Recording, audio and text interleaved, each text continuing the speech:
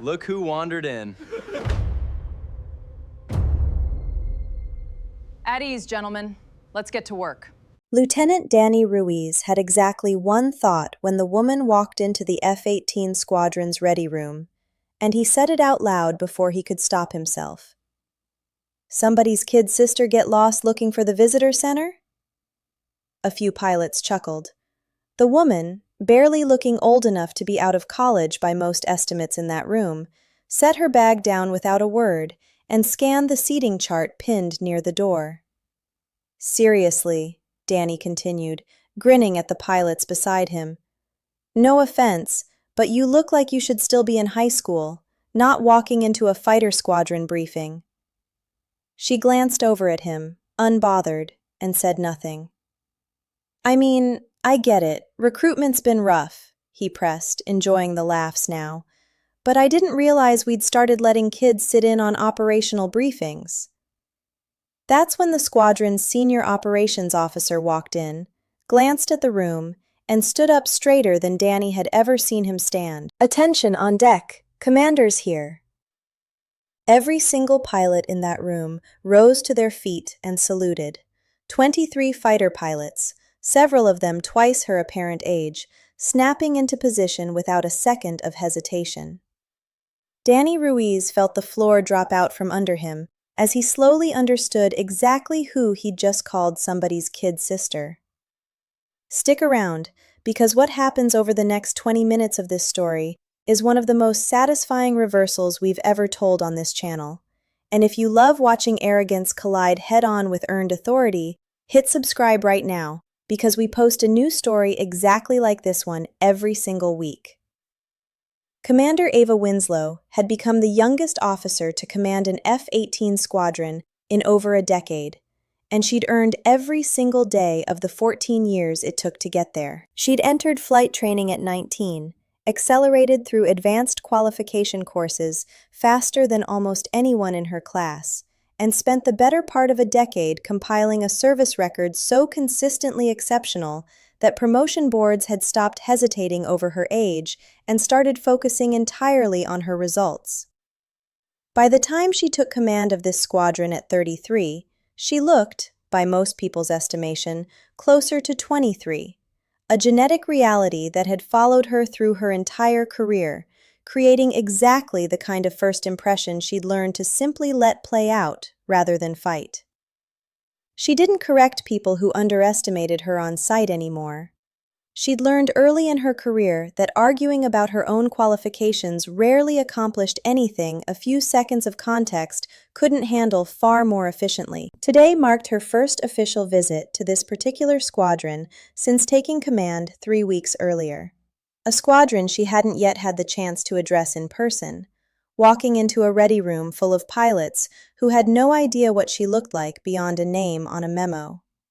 She'd expected some skepticism. She hadn't expected quite this direct a version of it.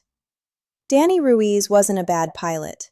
He was talented, well-liked, and completely unaware that the woman he'd just mocked was about to become the person signing off on his next 3 years of assignments. No, but seriously, he continued, glancing around for approval that was rapidly evaporating around him. You here for a school tour or something? Because this really isn't the room for… He never finished the sentence. The senior operations officer's voice cut through the room. Attention on deck! Commanders here! Every pilot rose at once, chairs scraping back in near unison, snapping into salutes with a precision that told Danny, in the space of about 2 seconds, exactly how badly he'd misjudged the moment. He was the last one standing, the only person still sitting, still processing, his salute arriving a full beat behind everyone else in the room. Commander? He repeated, barely audible. Ava Winslow returned the salute calmly, scanning the room with an expression that gave away almost nothing about what she was thinking. At ease, she said. Please, take your seats. If you love watching the exact moment someone's confidence completely collapses, you're going to enjoy the rest of this story even more. But first, go ahead and hit that subscribe button, because this channel is full of moments exactly like this one. The room settled back into their seats, though the atmosphere had shifted entirely, every pilot suddenly hyper-aware of how the last 2 minutes had unfolded. Danny sat frozen, unsure whether to speak, unsure whether staying silent was somehow worse than trying to address what had just happened. "Lieutenant Ruiz," Ava said, glancing at the roster she'd pulled up on her tablet, matching his face to the name. "That was you, correct? The kid sister and the high school comments?" The room went absolutely silent. "Ma'am, he started, his voice noticeably unsteady. "I had no idea who you were. I was just making assumptions about someone's competence based entirely on how young they looked walking through that door," she finished for him, not unkindly, but without any softness either.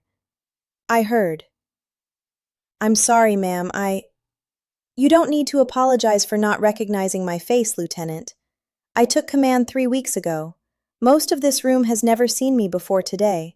That's not the part I have concerns about."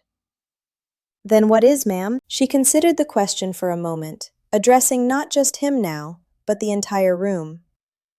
"The part where an entire squadron of experienced fighter pilots watched someone walk in and immediately assumed, based purely on appearance, that they couldn't possibly hold any authority in this room." Lieutenant Ruiz just said it out loud. But I'd guess he wasn't the only person in here thinking some version of the same thing.